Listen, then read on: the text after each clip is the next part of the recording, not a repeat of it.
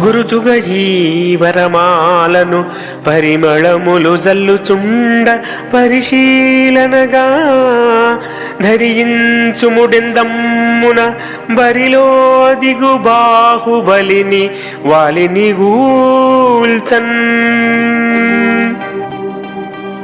అనగా రాముడు అటులేననగా సుగ్రీవుడమిత ఆక్రోశముతో చనగా కిష్కింధపురము వినగా వాలిని బిలుచుచు బీరాల్వలుకన్.